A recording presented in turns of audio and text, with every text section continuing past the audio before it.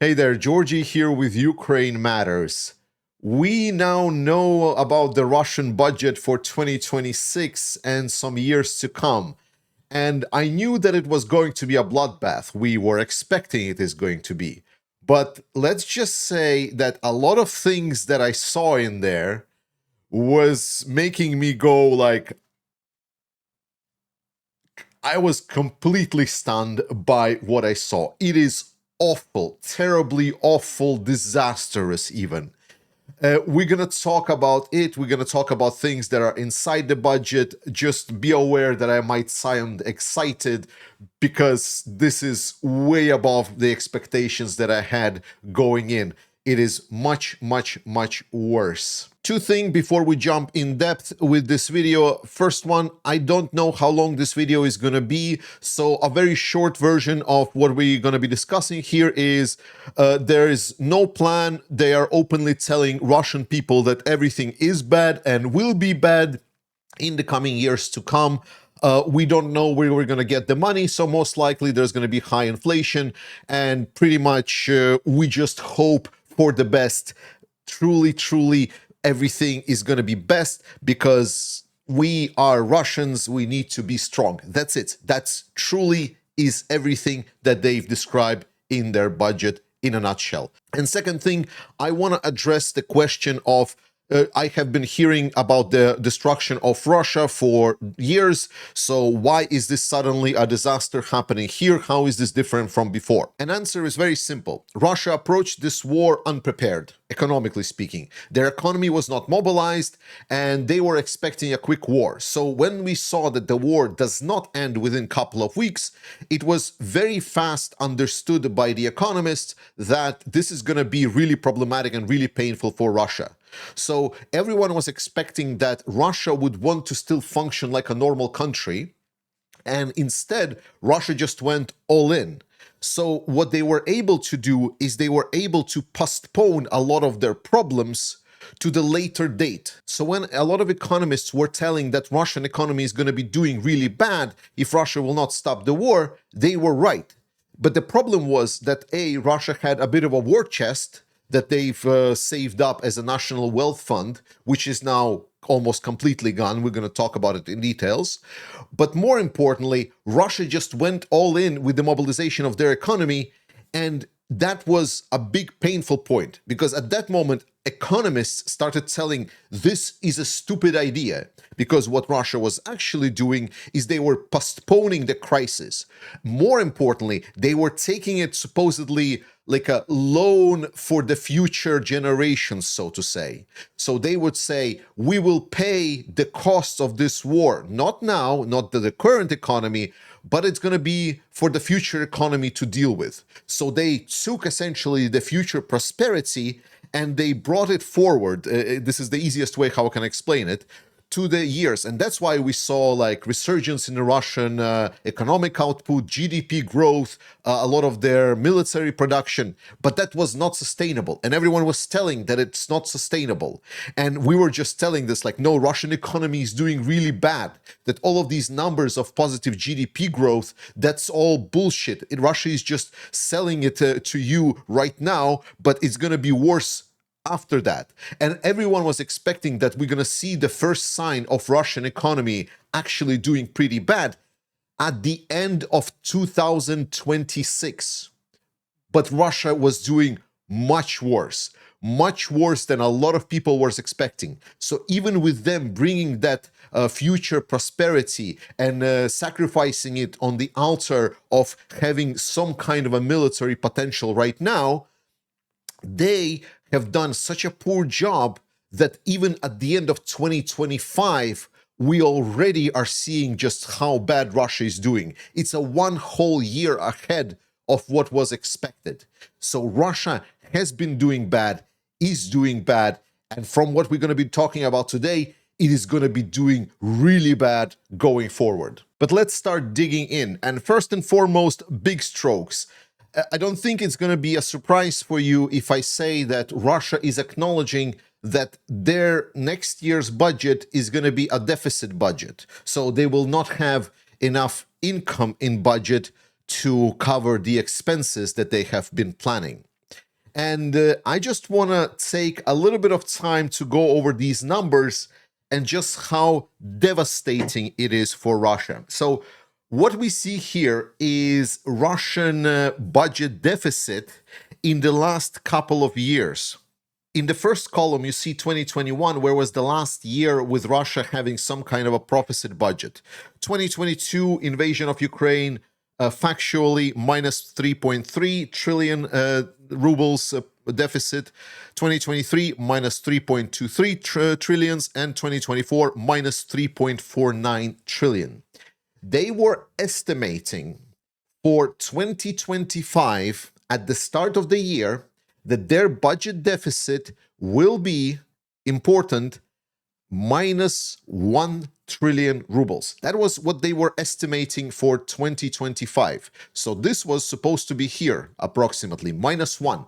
And then they reviewed this over the year, like multiple times, reviewed, increased, and now we are at 5.74 minus trillion to what they had before. And this is only expected. This is not yet factual, because factual always is even larger, especially during the end of the year. That's where Russia usually puts a lot of additional spending in.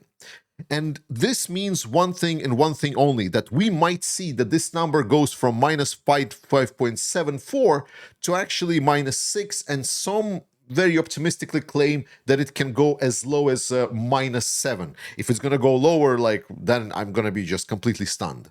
But let's say it's going to go minus 6. So to draw you a parallel, imagine this is some of your expenses. Let's say Netflix subscription. And they say it's please subscribe to Netflix. It's going to cost you $10 a month. And then you're like, yeah, great. And you will have to pay at the end of the year. And you're like, wow, $10 a month. Fantastic. Let's do it. And then the end of the year comes, and instead of a bill of $120 that you were expecting, so $10 for 12 months, you get a bill of $720, 6 times more. And you're like, what? What is that? How did this happen? How did this miscalculate it? And then you're like, Netflix, what is wrong with you? And they're like, well, it just happened, bad times, really, really difficult. But don't worry. It's only for this year. Next year, it's not going to be 6 times more. Next year, it's going to be just $38 per month. Trust me, this is where Russia is. So the same number of minus 1 that was estimated for this year is the estimate of minus 3.8 for next year, almost 4 times lower than they was initially expecting for this year. And it is insanely bad. This is fantastically, incredibly bad. Because the difference, as I said beforehand, especially during this period, is that in this period specifically, this is where partially Russia was able to get that money, as I said, from the future and subsidize their budget and subsidize their operations in this period. Plus, there was a piggy bank that Russia saved for the war, which is called the National Wealth Fund. So National Wealth Fund, which was there. National Wealth Fund is pretty much empty. Right now, National Wealth Fund has 3.8, the last estimates were. It's a bit of fluctuation, but it's 3.8. So if the National Wealth Fund is 3.8, that means that National Wealth Fund will be able to essentially cover only about this much of this year's deficit. That means that the rest, whatever Russia accumulates past minus 3.8, is actually going to be a pure deficit that Russia will need to print money for. So all of that fight against inflation is completely down the drain. At the end of this year and the next year, we're going to see huge changes, and Russia is purely acknowledging it. in their budget deficit. They are stating that it's going to be -4, then it's going to be minus 3.1, then it's going to be minus 4.4. And the best part is they never really address where exactly they're gonna take the money from. They are cooking the numbers like they never did before. They're addressing it by pretending that they're dumb. For example, they are raising the VAT rate in Russia from 20 to 22%, claiming that it will bring additional 1.4 trillion rubles into the budget. Well, I mean, like, I'm not a super mathematician, but still, if there is plus 1.4 trillion, that is still pretty far away from 3.8, even on nominally, like just by its own nominal value. But even if we dismiss this, the law of taxes is that taxes you cannot increase consistently. As you increase taxes, at some point you will start seeing diminishing returns on these taxes. And Russia is already way past that barrier. So, good example of this is what they have actually already planned with taxes increasing so far. So here is the 2025 tax expectations, because at the start of the year, they actually increased taxes already. So they stated that we expect this year to see VAT increase of 15.5 trillion rubles. Well, after first half a year data, they were able to only get 4.8 trillion. Percentage-wise, they were expecting to get 16.8% increase taxability from the population. Instead, they got only 5.6. So the factual data shows that they almost 3 times underestimated how much money they could get from taxes. This means that they are already like approaching that top layer of the curve where you increase in taxes will not bring that additional benefit. And a similar situation is also in the income tax, but income tax is a bit different because this is has to do with government companies, so they are able to tax them. And here you can see that they were expecting 4 trillion, but at the first half a year it's been only 1.8. So the percentage-wise expected 100% increase, they got only 64% increase. So they are underestimating how much actually they can get from taxing Russian population. Sorry, overestimating how much money they can get from Russian population. So if we take that this year they were planning minus 1 trillion rubles in deficit, and then for the next year they're stating it's going to be minus 4 trillion, believe me, it's totally not going to be higher. They are already acknowledging to literally everyone that they are in deep shit. In generally, when you have budget deficit, you have couple options to fight it. Option number one that Russia has is increasing tax rate. This is a net neutral action because you're not really increasing money base, you're not putting inflation, you're just slowing down the economy. So you're putting more pressure on the people to pay the taxes. But it doesn't produce extra money, you're just moving money from one part to another. Whereas if you start printing money, then you start increasing the inflation rate, which creates massive issues for economy because the value of money just decreases, which is a exponentially big problem. And Russian inflation is already pretty high. It's in double digits. And if the budget deficit stays, then that inflation will go up even more. So when we're talking about which of these two options Russia has decided to go for, well, the answer is yes, because Russia will both increase the taxes on the population, slowing down the economy, and they will also start printing more money, putting even more pressure on the economy, decreasing the value of the money that everyone has on hands. It is absolutely awful to be Russian, and best part of it, obviously, that you can see from their budget and basically the message that they're communicating to everyone, things are bad. Like, it has been going bad for the last couple of years, and it's been especially bad this year, but don't worry, it's still gonna be bad in the next years as well. And they are stating there's no way out. Like, we don't have the money. We don't have the ability to loan because the loans that Russia is taking are super expensive. And the experts that I watch have been calculating that actually Russia is having huge trouble with getting the loans because the loans are so expensive.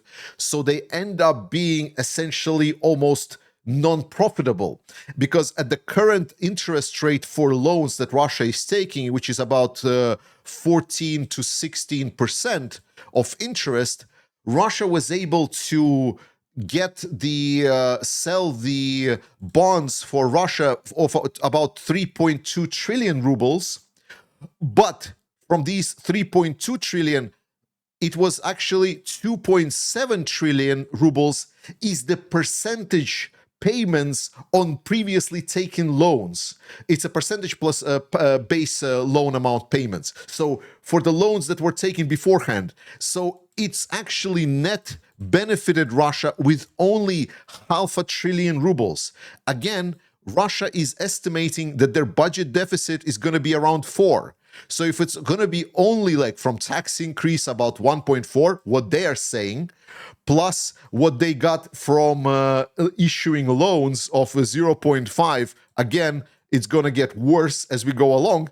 It is still not even close to close that budget gap. And they are just playing dumb. They're not telling anyone what they're going to do to close this gap. They are openly telling that they will be manipulating numbers that are reporting, so the data that we'll be getting from the Russian government will be absolutely unreliable. For example, military budget will not be reported anymore. So now Russia will just claim how much they're spending for the military, but at the end of the year, military budget will not be factually reviewed. So they basically can say, we spent on military this much, and that's it. That's everything that we spent. And it's like, it doesn't matter if factually they will put extra money in the military, which they will for sure. It doesn't matter if they go into some kind of gray schemes to finance the military. They put these expenses in some other parts. Now the military budget of Russia will just not be factually reviewed at all. It's just going to be claimed what Russia spends on the military. I mean, like, of all of the black holes, of the blackest of the black holes, where budget money can just disappear and what can get overpaid, overspent, is like when someone says, I'm just going to plan to spend this much on partying, or like in this case, military, and then you never have to actually report how much you actually spend. It is truly hard for me to convey just like how much economic insanity is there in this whole concept of budgeting that Russia is presenting over here. But more than that, Russia is basically acknowledging that now it is a government-run state. We go beyond any kind of pretense that this is supposedly some kind of a market economy. They are introducing some additional restrictions on the small and medium enterprises, though, I mean, can you call them small and medium enterprises? Because they used to have this how do you say, like a favorable VAT scheme where the smaller enterprises didn't have to pay VAT, and it used to be $70,000 per year turnover before you would need to pay any kind of VAT. With this new budget, they're now stating now it's going to be just $10,000 turnover. $10,000 is not a business turnover per year. That is maybe someone's salary at best. So if someone is earning over 10,000, he can consider and register himself as a small business. It is crazy how far this stretches. So basically, Russia kills off any kind of a small and medium enterprise completely with the tax hikes, with the removal of favorable subsidies, and the government enterprise, and the bigger enterprises that Russia has, like the corporations. Those corporations by this point already don't survive with one way or another working with the government. Pretty much any large enterprise in Russia is already dependent dependent on the government grants or funding or government guiding their activity. So it is not yet direct control, aka Soviet Union, but it is pretty much there. Because if government says you will get no money unless you do this, how is this different from direct control? So enterprises are basically now government run. Russia is truly recreating the Soviet Union here by the devolution of their market economy into the Soviet economy. And the best part is that they're not turning into the Soviet Union that was at the height of the Soviet Union, that prosperous nation. No, no, no. They are speed running straight to the 1989 type of the Soviet Union, because they are literally stating with this budget deficit that we are entering the worst crisis since the fall of the Soviet Union. This is how bad it is. With this budget, Russia is acknowledging that they are in the crisis that can be closely compared to the crisis during which the Soviet Union collapsed. And then the absolute cherry on the top. This whole budget, this whole exercise in bullshittery is constructed without taking into account developing Russian fuel crisis. They are not taking in account that by optimistic estimates, 27% of Russian refining capacity is now offline. And Ukraine is not going to stop with this. This is just the beginning. It's just the second month of Ukrainian campaign against Russian refining capability and their oil and economic infrastructure. And Ukrainian capabilities are growing and growing and growing. Look, I don't want to sound like this is going to lead to immediate collapse of Russia. There is absolutely no way forward and so on. But it does not look good for Russia whatsoever. It is truly awful. Like this, if this would be your country presenting and stating as like, we had crisis in our country for the last 4 years, economic downfall, and we expect the next 4 years to have more of the same, that is not a message that you want to hear from the government, especially when that message is not followed up with like, what we're going to do to fix this. And the answer is nothing. They cannot do nothing. They don't have the tools, because this all stems from one thing and one thing only: the cost of war. And what this budget basically tells us is that anyone that was thinking that Russia can fight this war forever, that Russia can mobilize as many people as they want, that they have all of the economic power in their pocket, they can do whatever, they don't. They just signed off on their absolute bankruptcy. They're out of money, and they're telling they're out of money. And when they ask, like, where are you going to get the money? They say, I don't know. This, finally, I believe, gives me new hope. I was a little bit hesitant, especially during the latest year, to see like how Ukrainian society was in a little bit of a downslope, like whether or not they're ready to win.